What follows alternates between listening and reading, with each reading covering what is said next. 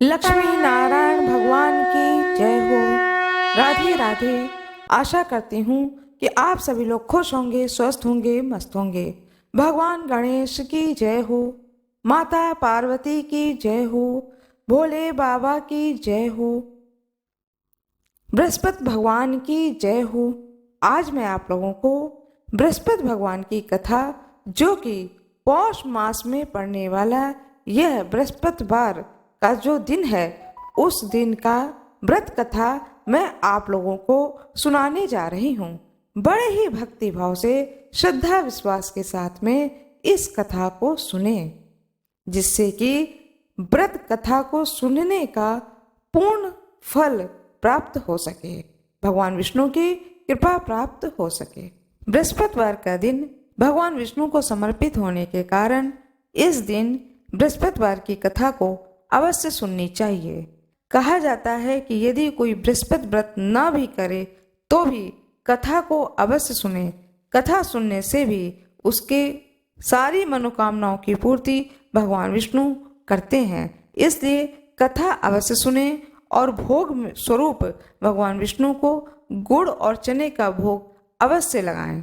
जिसकी जन्म कुंडली में गुरु कमजोर होता है, वह बृहस्पतिवार की व्रत उसे करना चाहिए। लेकिन यदि वह बृहस्पतिवार का व्रत नहीं कर सकता है तो कोई बात नहीं है, व्यक्ति को बृहस्पतिवार की कथा अवश्य सुननी चाहिए। हाथ में फूल और चावल ले लें। अब मैं आप लोगों को सुनाने जा रही हूँ बृहस्पतिवार की व्रत कथा। अथ श्री बृहस्पतिवार व्रत कथा।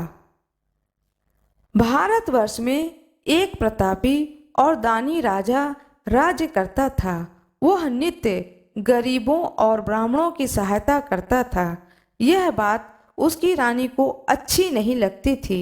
वह न ही गरीबों को दान देती, न ही भगवान का पूजन करती थी, और राजा को भी दान देने से मना किया करती थी। एक दिन राजा शिकार खेलने वन को गए हुए थे, तो रानी महल में अकेले थी। उसी समय बृहस्पति देव साधु वेश में राजा के महल में भिक्षा लेने के लिए गए और भिक्षा मांगी। रानी ने भिक्षा देने से इनकार कर दिया और कहा, हे साधु महाराज, मैं तो दान पुण्य से तंग आ गई हूँ।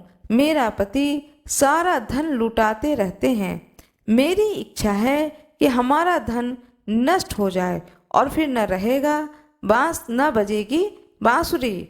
साधु ने कहा, हे देवी, तुम तो बड़ी विचित्र हो।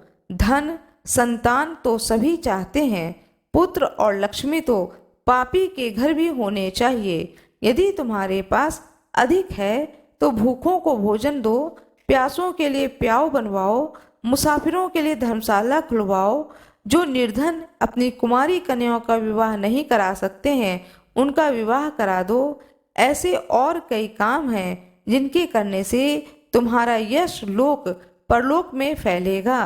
परंतु रानी पर उपदेश का कोई प्रभाव न पड़ा। वह बोली, महाराज, आप मुझे कुछ न समझाएं। मैं ऐसा धन नहीं चाहती जो हर जगह बांटती फिरूं। साधु ने उत्तर दिया कि यदि तुम्हारी ऐसी इच्छा है तो तथास्तु। तुम ऐसा करना कि बृहस्पतिवार को घर लीपकर पीली मिट्टी से अपना सिर धोकर स्नान करना, भट्टी पर चढ़ाकर कपड़े धोना। ऐसा करने से आपका सारा धन नष्ट हो जाएगा। इतना कहकर वह साधु महाराज वहां से आलोप हो गए। साधु के अनुसार कही बातों को पूरा करते हुए रानी को केवल 3 बृहस्पतिवार ही बीते थे कि उसकी समस्त धन संपत्ति नष्ट हो गई। भोजन के लिए राजा का परिवार तरसने लगा। तब एक दिन राजा ने रानी से बोला कि हे रानी, तुम यहीं रहो, मैं दूसरे देश को जाता हूँ, क्योंकि यहाँ पर सभी लोग मुझे जानते हैं, इसलिए मैं कोई छोटा कार्य नहीं कर सकता। ऐसा कहकर राजा परदेश को चला गया। वहाँ वह जंगल में लकड़ी काट कर लाता, शहर में बेचता। इस तरह वह अपना जीवन व्यतीत करने लगा। इधर राजा के परदेश जाते ही रानी और दासी दुखी रहने लगी। एक बार जब रानी और दासी को 7 दिन तक बिना भोजन के रहना पड़ा तो रानी ने अपनी दासी से कहा, हे दासी, पास ही के नगर में मेरी बहन रहती है, वह बड़ी धनवान है, तो उसके पास जा और कुछ ले आ ताकि थोड़ी बहुत गुजर बसर हो जाए। दासी रानी की बहन के पास गई। उस दिन गुरुवार था। रानी की बहन उस समय बृहस्पतिवार की कथा को सुन रही थी। दासी ने रानी की बहन को अपनी रानी का संदेश दिया, लेकिन रानी की बड़ी बहन ने कोई उत्तर नहीं दिया। जब दासी को रानी की बहन से कोई उत्तर नहीं मिला तो वह बहुत दुखी हुई, उसे क्रोध भी आया। दासी ने वापस आकर रानी को सारी बात बता दी। सुनकर रानी ने अपने भाग्य को कोसा। उधर रानी की बहन ने सोचा कि मेरी बहन की दासी आई थी, परंतु मैंने उससे नहीं बोली, इससे वह बहुत दुखी हुई होगी। कथा सुनकर पूजन समाप्त करके वह अपनी बहन के घर आई और कहने लगी, हे बहन, मैं बृहस्पतिवार का व्रत कर रही थी। तुम्हारी दासी मेरे घर आई थी, परंतु जब तक कथा होती है तब तक न उठते हैं न ही बोलते हैं, इसलिए मैं नहीं बोली। कहो दासी, क्यों गई थी? रानी बोली, बहन, तुमसे क्या छुपाऊं, हमारे घर में खाने तक को अनाज नहीं था। ऐसा कहते कहते रानी की आंखें भर आईं। उसने दासी समेत पिछले 7 दिनों से भूखे रहने तक की बात अपनी बहन को विस्तार पूर्वक सुना दी।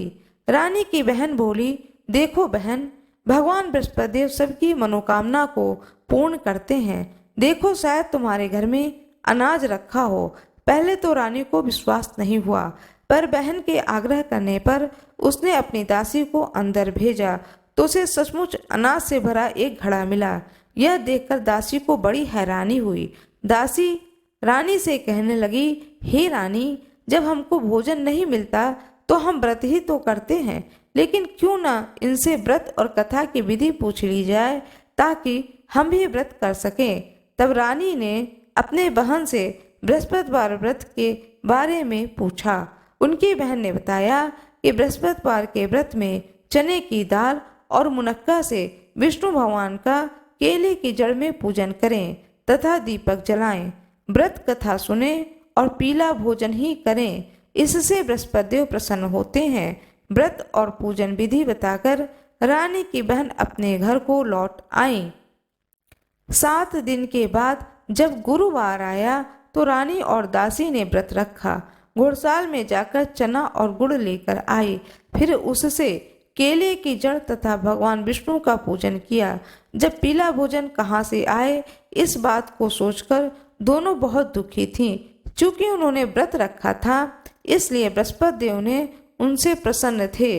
इसलिए वे एक साधारण व्यक्ति का रूप धारण कर 2 थालों में सुंदर पीला भोजन लेकर दासी को दे दिए।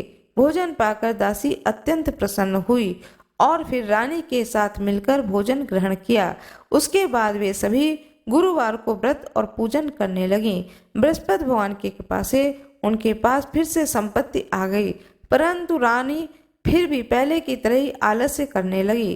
तब दासी बोली, देखो रानी, तुम पहले भी इस प्रकार आलस्य करती थी, तुम्हें धन रखने में कष्ट होता था, इस कारण सभी धन नष्ट हो गया, और जब जब भगवान बृहस्पति की कृपा से धन मिला तो तुम फिर से आलस्य करती हो। रानी को समझाते हुए दासी कहती है कि बड़ी मुसीबतों के बाद हमने यह धन पाया है, इसलिए हमें दान पुण्य करना चाहिए, भूखे मनुष्यों को भोजन कराना चाहिए और धन को शुभ कार्यों में खर्च करना चाहिए, जिससे तुम्हारे कुल का यश बढ़ेगा, स्वर्ग की प्राप्ति होगी और पितर प्रसन्न होंगे। दासी की बात मानकर रानी अपना धन शुभ कार्यों में खर्च करने लगी, जिससे पूरे नगर में उसका यश फैलने लगा। बृहस्पतिवार व्रत कथा के बाद श्रद्धा के साथ आरती की जानी चाहिए। एक दिन राजा दुखी होकर जंगल में एक पेड़ के नीचे आसन जमाकर बैठ गया। वह अपनी दशा को याद करके व्याकुल होने लगा। बृहस्पतिवार का दिन था। एकाएक उसने देखा कि एक निर्जन वन में एक साधु प्रकट हुए। वह साधु वेश में स्वयं बृहस्पति देवता थे। लकड़हारे के सामने आकर बोले, हे लकड़हारे, इस सुनसान जंगल में तू चिंता मग्न क्यों बैठा है? लकड़हारे ने दोनों हाथ जोड़कर प्रणाम किया और उत्तर दिया, कि महात्मा जी आप सब कुछ जानते हैं, मैं क्या कहूँ। यह कह करके रोने लगा और साधु को अपनी आत्मकथा सुनाई। महात्मा जी ने कहा कि तुम्हारी स्त्री ने बृहस्पति के दिन बृहस्पति भगवान का निरादर किया, जिसके कारण वह रुष्ट होकर तुम्हारी यह दशा कर दी। अब तुम चिंता को दूर करके मेरे कहने पर चलो तो तुम्हारे सब कष्ट दूर हो जाएंगे और भगवान पहले से भी अधिक संपत्ति देंगे। तुम बृहस्पति के दिन कथा किया करो। 2 पैसे के चने मुनक्का लाकर प्रसाद बनाओ और शुद्ध जल से लोटे में शक्कर मिलाकर अमृत तैयार करो। कथा के पश्चात अपने सारे परिवार और सुनने वाले प्रेमियों में अमृत प्रसाद बांटकर आप भी ग्रहण करो। ऐसा करने से भगवान सब मनोकामनाएं पूरी करेंगे। साधु के ऐसे वचन सुनकर लकड़हारा बोला, हे प्रभु, मुझे लकड़ी बेचकर इतना पैसा नहीं मिलता है जिससे भोजन के उपरांत कुछ बचा सकूं। मैंने रात्रि में अपनी स्त्री को व्याकुल देखा है। मेरे पास कुछ भी नहीं है जिससे मैं उसकी खबर मंगा सकूं। साधु ने कहा, हे लकड़हारे, तुम किसी बात की चिंता मत करो। बृहस्पति के दिन तुम रोजाना की तरह लकड़ियां लेकर शहर को जाओ। तुमको रोज से दुगना धन प्राप्त होगा, जिससे तुम भली भांति भोजन कर लोगे तथा बृहस्पति देव की पूजा का सामान भी आ जाएगा। इतना कहकर साधु अंतर्ध्यान हो गए। धीरे धीरे समय व्यतीत होने पर वही बृहस्पतिवार का दिन आया। लकड़हारा जंगल से लकड़ी काटकर किसी शहर में बेचने गया। उसे उस दिन और दिन से अधिक पैसा मिला। राजा ने चना गुड़ आदि लाकर गुरुवार का व्रत किया। उस दिन से उसके सभी क्लेश दूर हुए। परंतु जब दोबारा गुरुवार का दिन आया तो बृहस्पतिवार का व्रत करना भूल गया।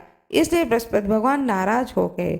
उस दिन उस नगर के राजा ने विशाल यज्ञ का आयोजन किया तथा शहर में यह घोषणा करा दी कि कोई भी मनुष्य अपने घर में भोजन न बनावे, न आग जलावे। समस्त जनता मेरे यहाँ भोजन करने आवे। इस आज्ञा को जो न मानेगा उसे फांसी की सजा दी जाएगी। इस तरह की घोषणा संपूर्ण नगर में करवा दी गई। राजा के आज्ञा अनुसार शहर के सभी लोग भोजन करने गए, लेकिन लकड़हारा कुछ देर से पहुंचा। इसलिए राजा उसको अपने साथ घर लिवा ले गए और ले जाकर भोजन करा रहे थे तो रानी की दृष्टि उस खूंटी पे पड़ी जिस पर उसका हार लटका हुआ था। वह दिखाई नहीं दिया। रानी ने निश्चय किया कि मेरा यह हार इस मनुष्य ने चुरा लिया। उसी समय सिपाहियों को बुलाकर उसको कारागार में डलवा दिया। जब लकड़हारा कारागार में पड़ गया और बहुत दुखी होकर विचार करने लगा कि न जाने कौन से पूर्व जन्म के कर्म से मुझे यह दुख प्राप्त हुआ है, और उसी साधु को याद करने लगा जो कि जंगल में मिला था। उसी समय तत्काल बृहस्पति देव साधु के रूप में प्रकट हुए और उसकी दशा को कहने लगे, अरे मूर्ख, तूने बृहस्पति देव की कथा नहीं करी, इस कारण तुझे यह दुख प्राप्त हुआ। अब चिंता मत कर। बृहस्पतिवार के दिन कारागार के दरवाजे पर 4 पैसे पड़े मिलेंगे। उनसे तू बृहस्पति देव की पूजा करना, तभी तेरे सभी कष्ट दूर हो जाएंगे। बृहस्पति के दिन उसे 4 पैसे मिले। लकड़हारे ने कथा कही। उसी रात्रि को बृहस्पति देव ने उस नगर के राजा को स्वप्न में कहा, हे राजा, तूने जिस आदमी को कारागार में बंद कर दिया है वह निर्दोष है, वह राजा है, उसे छोड़ देना। रानी का हार उसी खूंटी पर लटका है। अगर तू ऐसा नहीं करेगा तो मैं तेरे राज्य को नष्ट कर दूंगा। इस तरह रात्रि के स्वप्न को देखकर राजा प्रातःकाल उठा और खूंटी पर हार देख करके लकड़हारे को बुलाकर क्षमा मांगी तथा लकड़हारे को योग्य सुंदर वस्त्र आभूषण देकर विदा कर दिया। बृहस्पति देव की आज्ञा अनुसार लकड़हारा अपने नगर को चला। राजा जब अपने नगर के निकट पहुंचा तो उसे बड़ा ही आश्चर्य हुआ। नगर में पहले से अधिक बाग, तालाब, कुएं, बहुत सी धर्मशाला, मंदिर आदि बन गए हैं। राजा ने पूछा कि यह किसका बाग है और धर्मशाला है। तब नगर के लोग कहने लगे, यह सब रानी और बांदी के हैं। तो राजा को आश्चर्य और गुस्सा भी आया। जब रानी ने यह खबर सुनी कि राजा आ रहे हैं तो उन्होंने बांदी से कहा कि हे दासी, देख, राजा हमको कितनी बुरी हालत में छोड़ गए थे। हमारी ऐसी हालत देखकर वह लौट न जाए, इसलिए तू दरवाजे पर खड़ी हो जा आज्ञा अनुसार दासी दरवाजे पर खड़ी हो गई। राजा आए तो उन्हें अपने साथ निभा लाई। तब राजा ने क्रोध करके अपनी रानी से पूछा कि यह धन तुम्हें कैसे प्राप्त हुआ। तब उन्होंने कहा, हमें यह सब धन बृहस्पति देव के इस व्रत के प्रभाव से प्राप्त हुआ। राजा ने निश्चय किया कि 7 रोज बाद तो सभी बृहस्पति देव का पूजन करते हैं, परंतु मैं प्रतिदिन दिन में 3 बार कहानी तथा रोज व्रत किया करूंगा। अब हर समय राजा के दुपट्टे में चने की दाल बंधी रहती थी तथा दिन में 3 बार कहानी कहता था। एक रोज राजा ने विचार किया कि चलो अपनी बहन के यहाँ हो आए। इस तरह निश्चय कर राजा घोड़े पर सवार हो अपनी बहन के यहाँ को चलने लगा। मार्ग में उसने देखा कि कुछ आदमी एक मुर्दे को लिए जा रहे हैं। उन्हें रोककर राजा कहने लगे, अरे भाइयों, मेरे बृहस्पति देव की कथा सुन लो। वे बोले, हमारा तो आदमी मर गया है, इसको अपनी कथा की पड़ी है। परंतु कुछ आदमी बोले, अच्छा कहो, हम तुम्हारी कथा भी सुनेंगे। राजा ने दाल निकाली और जब कथा आधी हुई तो मुर्दा हिलने लगा, और जब कथा समाप्त हो गई तो राम राम कह के मनुष्य उठकर खड़ा हो गया। आगे मार्ग में उसे एक किसान खेत में हल चलाता हुआ मिला। राजा ने उसे देखकर उससे बोले, अरे भैया, तुम मेरी बृहस्पतिवार की कथा सुन लो। किसान बोला, जब तक मैं तेरी कथा सुनूंगा तब तक 4 हरैया जोत लूंगा। जा अपनी कथा किसी और को सुनाना। इस तरह राजा आगे चलने लगा। राजा के हटते ही बैल पछाड़ खाकर गिर पड़ा तथा किसान के पेट में बड़े जोर का दर्द होने लगा। उस समय उसकी माँ रोटी लेकर आई। जब उसने यह देखा तो अपने पुत्र से सब हाल पूछा। बेटे ने सभी हाल कह दिया तो बुढ़िया दौड़ी दौड़ी उस घुड़सवार के पास गई और उससे बोली, मैं तेरी कथा सुनूंगी, तू अपनी कथा मेरे खेत पर चलकर ही कहना। राजा ने बुढ़िया के खेत पर जाकर कथा कही, जिससे सुनते ही वह बैल उठ खड़ा हुआ और किसान के पेट का दर्द भी बंद हो गया। राजा अपनी बहन के घर पहुंचा।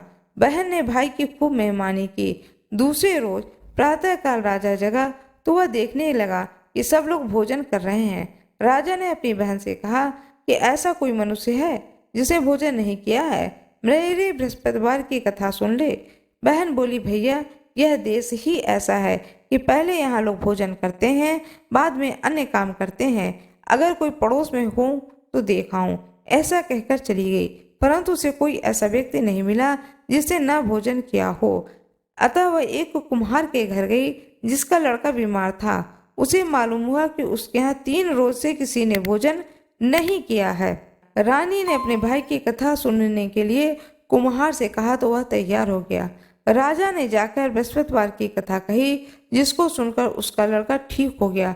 अब तो राजा की प्रशंसा होने लगी। एक रोज राजा ने अपनी बहन से कहा कि हे बहन, हम अपने घर को जाएंगे, तुम भी तैयार हो जाओ। राजा की बहन ने अपनी सास से कहा। सास ने कहा, हाँ चली जा, परंतु अपने लड़कों को मत लेकर जाना, क्योंकि तेरे भाई के कोई औलाद नहीं है। बहन ने अपने भैया से कहा, हे भैया, मैं तो चलूंगी, परंतु कोई बालक नहीं जाएगा। राजा बोला, जब कोई बालक ही नहीं चलेगा तब तुम ही क्या करोगी। बड़े दुखी मन से राजा अपने नगर को लौट आया। राजा ने अपनी रानी से कहा कि हम निर्वंशी हैं, हमारा मुंह देखने का धर्म नहीं है और कुछ भोजन आदि नहीं किया। रानी बोली, हे प्रभु, बृहस्पति देव ने हमें सब कुछ दिया है तो वह हमें औलाद अवश्य देगी। उसी रात को बृहस्पति देव ने राजा से स्वप्न में कहा, हे राजा, उठ, सभी सोच त्याग दे, तेरी नानी गर्भ से है। राजा को यह बात सुनकर बड़ी खुशी हुई। 90 महीने में उसके गर्भ से एक सुंदर पुत्र पैदा हुआ। तब राजा बोला, हे रानी, स्त्री बिना भोजन के रह सकती है, पर बिना कहे नहीं रह सकती। जब मेरी बहन आए तो तुम उससे कुछ कहना मत। रानी ने सुनकर हाँ कर दिया। जब राजा की बहन ने यह शुभ समाचार सुना तो बहुत खुश हुई तथा बधाई लेकर अपने भाई के यहाँ आई। तभी रानी ने कहा, घोड़ा चढ़कर तो आई नहीं, गधा चढ़ी आई। रानी की बहन बोली, भाभी, मैं इस प्रकार न कहती तो तुम्हें औलाद कैसे मिलती।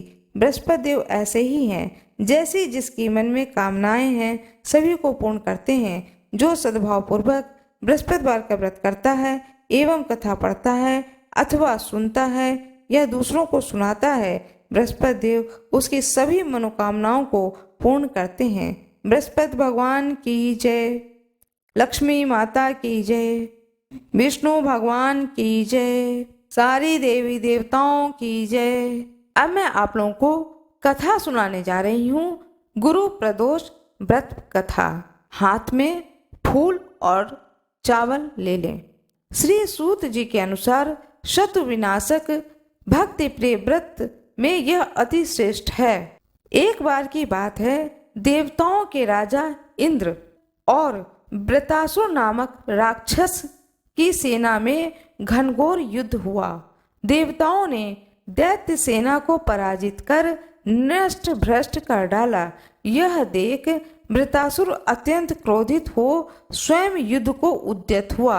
आसुरी माया से उसने विकराल रूप धारण कर लिया। सभी देवता भयभीत हो गुरुदेव बृहस्पति की शरण में पहुँचे। बृहस्पति महाराज बोले, पहले मैं तुम्हें वृत्रासुर का वास्तविक परिचय दे दूं। वृत्रासुर बड़ा प्रतापी और तपस्वी कर्मनिष्ठ है। उसने गंधमादन पर्वत पर घोर तपस्या कर शिव जी को प्रसन्न किया। पूर्व समय में वह चित्ररथ नाम का राजा था। एक बार वह अपने विमान से कैलाश पर्वत चला गया।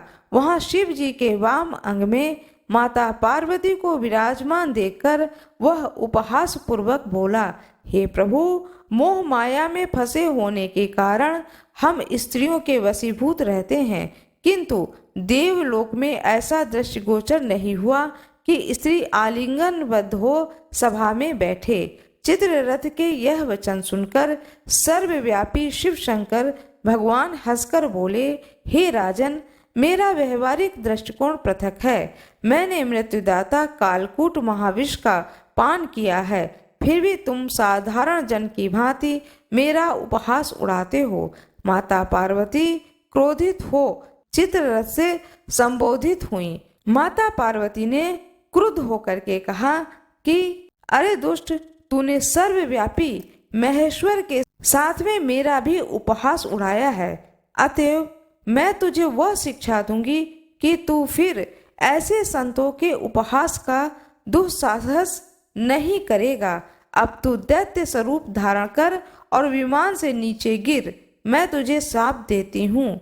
जगदम्बा भवानी के अभिशाप से चित्ररथ राक्षस योनि को प्राप्त हुआ और त्वष्टा नामक ऋषि के श्रेष्ठ तप से उत्पन्न हो वृत्रासुर बना। गुरुदेव बृहस्पति आगे बोले, वृत्रासुर बाल्यकाल से ही शिव भक्त रहा, अतः हे इंद्र, तुम बृहस्पति प्रदोष व्रत कर भगवान शंकर को प्रसन्न करो। देवराज ने गुरुदेव की आज्ञा का पालन कर बृहस्पति प्रदोष व्रत किया। गुरु प्रदोष व्रत के प्रभाव से इंद्र ने शीघ्र ही वृत्रासुर पर विजय प्राप्त कर ली और देवलोक में शांति छा गई। अतः प्रदोष व्रत हर शिव भक्त को अवश्य करना चाहिए। भगवान शंकर की जय हो, माता पार्वती की जय हो, भगवान गणेश की जय हो। श्री शिवाय नमस्तुभ्यम। बृहस्पति भगवान की जय, लक्ष्मी माता की जय, विष्णु भगवान की जय, सारी देवी देवताओं की जय। बृहस्पतिवार की कथा। हाथ में पुष्प और चावल ले लें और बड़े भक्ति भाव से इस कथा का श्रवण करें। दो भाई बहन थे। बहन बृहस्पतिवार के व्रत को करती थी। बृहस्पति महाराज आते 4 लड्डू चांदी का कटोरा देके चले जाते। बहन लड्डू खा लेती और कटोरा कोठरी में धर देती। एक दिन उसकी भाभी ने कोठरी को खोला तो देखा कि कोठरी में जगमग हो रही है। उसने पड़ोसन से कहा कि मेरी ननद चांदी का कटोरा कहाँ से ले आई है, कोठरी जगमग हो रही है। पड़ोसन बोली, अपने आदमी से पूछना। भाभी बोली, मेरा आदमी तो मेरी बात ही नहीं सुनता है। पड़ोसन बोली, दाल का चमचा भात में और भात का चमचा दाल में डाल देना। दूसरे दिन भाभी ने दाल का चमचा भात में और भात का चमचा दाल में डाल दिया। लड़की का भाई बोला, तुम पागल हो गई हो क्या? भाभी बोली, पागल मैं नहीं हो रही हूँ, तुम्हारी बहन हो रही है। पता नहीं कहाँ से चांदी के कटोरे ला ला करके कोठरी भर रखी है। पूरी कोठरी जगमग कर रही है। इसे घर से निकाल दो। भाई जाकर अपनी बहन से बोला, जीजी मामा के घर चलें। बहन जानती थी कि कैसे मामा के घर ले जा रहा है। बहन बोली, भाई जहाँ केले का पेड़ हो और पास में मंदिर हो वहीं उतार देना। भाई ने भी हाँ कर दी। आगे जंगल में एक मंदिर और केले के पेड़ के पास उसे उतार दिया। बृहस्पतिवार का दिन था। लड़के ने केले के पेड़ की पूजा की और बृहस्पतिवार के व्रत की कहानी कही। बृहस्पति महाराज आए, चांदी के कटोरे में 4 लड्डू देकर जाने लगे। भाई छिपकर देख रहा था। उसने दौड़ करके बृहस्पति देव के पैर पकड़ लिए। बृहस्पति देव बोले, छोड़ पापी, मेरे पैर को छोड़ दे। यह तो सत्य का व्रत करती है। चांदी का कटोरा मैं देकर जाता हूँ, तू इसे कलंक लगा रहा है। भाई बहन को लेकर के वापस घर आ जाता है। भाभी दरवाजे पे खड़े होकर के देख रही होती है और बोली कि इसको लेकर फिर आ गया। भाई बोला, इसे कुछ मत कहना, ये बृहस्पति देव के व्रत को करती है और वो ही इसे चांदी का कटोरा देकर जाते हैं। भाभी ने सोचा, मैं भी देखूंगी ये कैसे बृहस्पति का व्रत करती है और इसे चांदी का कटोरा देकर के स्वयं बृहस्पति भगवान कैसे जाते हैं। वो जाकर के सारे पड़ोसन में सबको बोल आई, सब अपने अपने बच्चा लेकर आना, मेरी ननद बृहस्पतिवार का व्रत करती है, सबको 4-4 लड्डू और चांदी का कटोरा मिलेगा। बहन ने यह बात सुन ली तो एक टांग पर खड़ी होकर बोली, हे बृहस्पति महाराज, आज मेरी लाज रख लेना। 3 बार ऐसा कहा। बृहस्पति महाराज आए और सबको 4-4 लड्डू और चांदी का कटोरा देकर के चले गए। हे बृहस्पति महाराज, जैसे उस लड़की की लाज रखी है वैसे ही सबकी लाज रखना, सबकी मनोकामना की पूर्ति करना। कथा सुनने वाले की और कथा सुनाने वाले की मनोकामना की पूर्ति करना। बृहस्पति भगवान की जय हो, विष्णु भगवान की जय हो, माता लक्ष्मी की जय हो, सभी भक्तों की जय हो। आज मैं आप लोगों को कथा सुनाने जा रही हूँ। हलछठ महारानी की कथा सुनाने जा रही हूँ।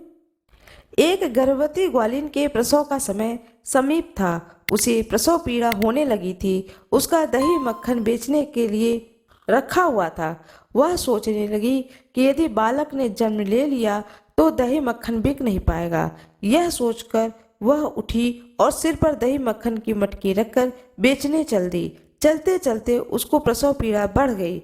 वह झरबेरी की झाड़ी की ओट में बैठ गई। उसने एक पुत्र को जन्म दिया। अल्हड़ ग्वालिन ने बालक को कपड़े में लपेटकर वहीं लिटा दिया और स्वयं मटकियां लेकर आगे बढ़ गई। उस दिन हलछठ थी। यद्यपि उसका दूध व मक्खन गाय भैंस का मिला हुआ था। उसने बेचते समय यही बताया कि यह केवल भैंस का है, इससे उसका दूध दही बिक गया। जहाँ ग्वालिन ने बच्चे को छिपाया था वहाँ एक किसान हल चला रहा था। उसके बैल बिदक कर खेत की मेड़ पर जा गए। हल की नोक बच्चे के पेट से जा टकराया और बच्चे की पेट फट गया। किसान ने तत्काल झरबेरी के कांटे से बच्चे के पेट में टाँके लगाकर उसे वहीं पड़ा रहने दिया। ग्वालिन ने लौटकर देखा कि बच्चे को मृत्यु पाया। ग्वालिन ने सोचा कि यह मेरे पाप का फल है। मैंने आज हरछठ के दिन व्रत करने वाली अनेक स्त्रियों को गाय का दूध दही बेचकर उनका व्रत भंग कर दिया। इसी कारण से मुझे यह दंड मिला है और मेरा बच्चा मर गया। उसने सोचा मुझे लौटकर अपना पाप स्वीकार कर प्रायश्चित करना चाहिए। वह उसी समय वह लौटकर वहां आई जहां उसने दूध दही बेचा था। उसने गली मोहल्ले में घूम घूम कर अपने दूध दही का सारा रहस्य जोर जोर से आवाज लगाकर प्रकट कर दिया। यह सुनकर स्त्रियों ने अपने धर्म रक्षा के विचार से उसे आशीष दी। जब वह वापस आई तो खेत में पहुंची तो उसे उसका पुत्र जीवित मिला और वह वहां जीवित अवस्था में था। उसी दिन से ग्वालिन ने पाप छिपाने के लिए कभी झूठ न बोलने का प्रण लिया। हलछठ माता की जय हो। मेरी यह कथा कैसी लगी कृपया कमेंट बॉक्स में जरूर बताएं। कमेंट बॉक्स में राधे राधे जरूर लिख दें। वीडियो को लाइक करना ना भूलें। चैनल को सब्सक्राइब कर दें। बेल आइकन जरूर दबा दें। धन्यवाद।